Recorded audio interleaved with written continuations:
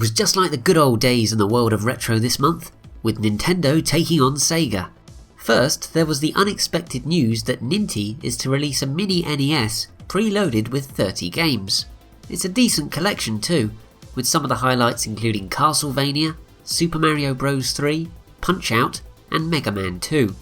Lowlights are few and far between, apart from maybe Dr. Mario. Does anyone actually like that game? It has a price tag of £50 or $60 and will be released on November the 11th. Sega then attempted to combat this news by announcing a re-released Mega Drive with 80 inbuilt games, as well as a portable iteration, but they don't look much different to the ones from AT Games that already exist, and they were pretty poor. It did follow this up by announcing Sonic Mania for the Blue Hedgehog's 25th anniversary though. And this isn't a game with 3D models on a two-dimensional plane, oh no, it's an old school experience with 2D sprites and everything. It'll be a digital-only release for the PlayStation 4, Xbox One and PC, and will be released early next year. Oh, and a new 3D Sonic game was also announced, but nobody cared. Moving on, but in vaguely related news, Nintendo clamped down on the Kickstarter for the NES Visual Compendium book, saying it breached copyright. The project was taken down for several weeks until the issues were resolved, with the book now having the words "The Unofficial" on the cover. Copies will be sent out to backers in February. Talking of Kickstarters, there was one that I saw, and it was for a plug-and-play console called the Arkade, which bundles all the 8-bit Christian video games by Wisdom Tree into one device. It's already made its goal, and you can grab one yourself for $35 plus postage. On the subject of crowdfunding, the System Shock remake was unsurprisingly funded last month, with it now coming to the PlayStation 4 as well as Xbox One and PC. To round off this section, a quiz show based around gaming challenges called Go 8-Bit, starring Dara O'Brien, was announced to be broadcast in the UK next month, and the upcoming PS4 version of Rise of the Tomb Raider will allow you to use Lara Croft character models from past entries in the series, which is quite amusing. Let's start this section with the Wii U's eShop, which saw some interesting retro re-releases last month. These included the NES's Baseball Simulator 1000 and a trio of TurboGrafx 16 titles: R-Type, New Adventure Island and Bonk's Adventure. The 3DS got even more retro in the form of 6 SNES titles. The first 3 were Final Fight, Mega Man X and The Legend of the Mystical Ninja. The legendary Superplay magazine said the latter was one of the best games for the system, if you like this sort of thing. There was also Street Fighter Alpha 2, Street Fighter 2 Turbo Hyper Fighting, and Super Street Fighter 2 The New Challengers. That's a lot of fighting on streets.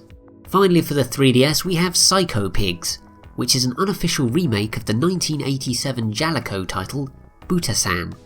Moving on to the PlayStation Network, it was the PS4 that got all the Sony retro goodies this month, with the most notable release being PS2 title The Warriors coming out to play with full 1080p upscaling. There are also a couple more Arcade Archives titles, Shoes Ozumo and Flak Attack. iOS devices got some retro love last month too, namely with releases of Day of the Tentacle Remastered and Micro Machines. The latter is actually a whole new game, so it's not really retro, but I'm putting it on here anyway. Sue me.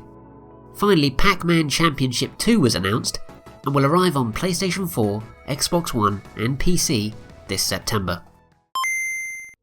Over 20 years after it was launched, the Sega Saturn has finally been cracked, meaning its copyright protection has been broken through and that a flash cartridge can now be functional on the system. Professor Abrasive, I doubt that's his real name, is the person responsible, and you can check out his 30-minute explanation of how he did it by following the relevant link in this video's description.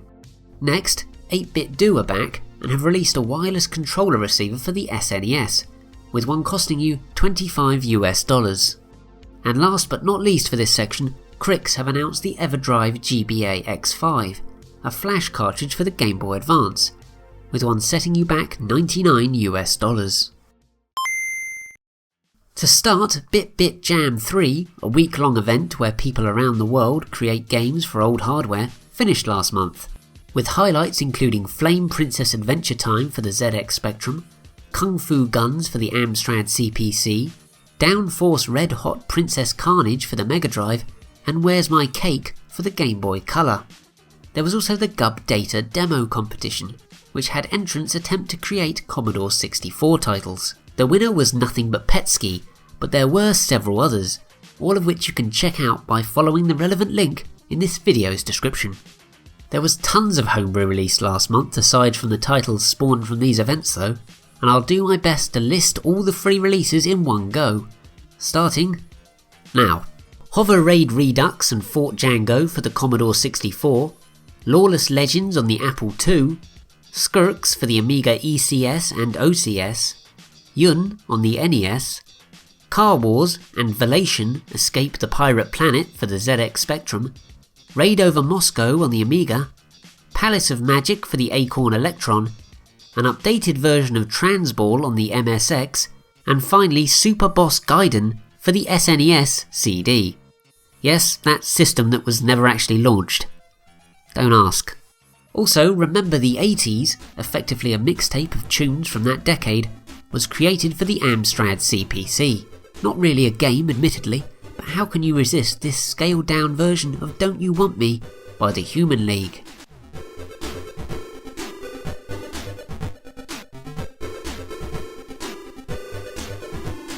Anyway, there was one Homebrew title that came out last month that isn't free, with that game being a re-release of Wind and Water Puzzle Battles for the Dreamcast. A copy, including instructions, will set you back a reasonable €10. In terms of demos of upcoming Homebrew releases, there were ones made available for Captain Rescue Reprisal for the ZX Spectrum, Furtrum Sacrum on the Amiga, and Cave Story for the Mega Drive. There's no firm release date set for any of them though. As for other upcoming titles, a trailer was made for Motorman on the Commodore 64. There was no release date set for that, but Golden Tail for the Amstrad CPC is expected to be launched next month. Finally, I don't usually include hacks of existing games in these videos, but I'll make an exception in the case of Brutal Doom 64. It is, as its name would suggest, a more vicious version of the Doom game released on the N64. The first playable version of it will likely be released in September. Possibly the most interesting find this month was that of a US iteration of the disk drive add-on for the N64. It was never released due to its failure in Japan, but this unit, acquired by Jason Lindsay, appears to be close to the final launch product, rather than a dev kit version. It can't play any games on the disc that came with it sadly, but I feel there's certainly more to come from this story. I'll be sure to keep you posted. Did you know that British Telecom was going to release a cartridge for the SNES linked to its trialled but ultimately scrapped interactive TV service back in 1995? Well, it was, if a discovered cart in a developer's house last month was anything to go by, with it being a part of a games on demand system.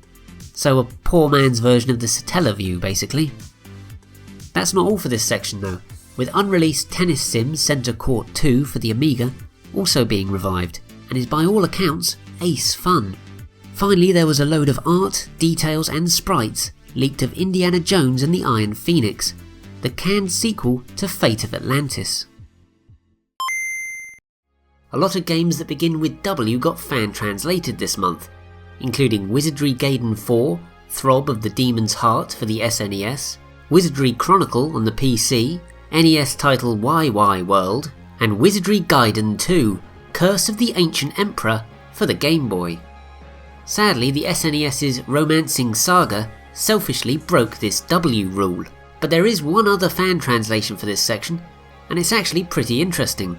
It's for the Legend of Zelda remake that was released on the Super Nintendo peripheral, the Satellaview. A group of fans have translated and added a CD quality soundtrack to the Japan exclusive title, but have also completed an English dub of the original Japanese broadcasts that were a part of the game. Now that's dedication. That's all for this month, but please do throw this video a like if you enjoyed it. It helps me out a great deal. And if you enjoyed the music used on this video, you can even check out a playlist of it all by clicking on the link on the right. Thanks for watching. So let's just calm down, and you stop punching me with the iron ball in your fist.